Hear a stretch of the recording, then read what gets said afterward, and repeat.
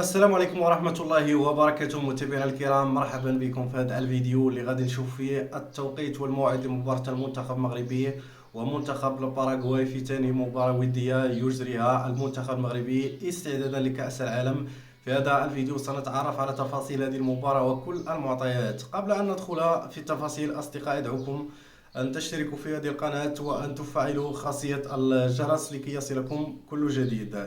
إذا المنتخب المغربي يخوض ثاني مباراة ودية استعدادا لكأس العالم بالولايات المتحدة الأمريكية وكندا والمكسيك 2026.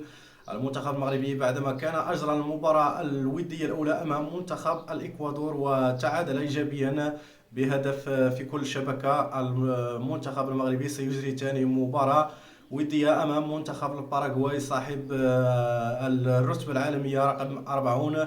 أما المنتخب المغربي فيحتل المركز الثامن عالميا.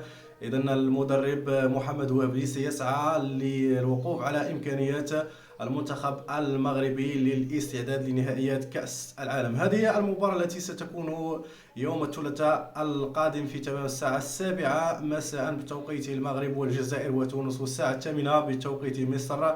ستكون منقولة هذه المباراة عبر قنوات الشركة الوطنية للإذاعة والتلفزة، القناة الرياضية المغربية والقناة الأولى ستتكفلان بنقل هذه المباراة مجانا للجماهير المغربية.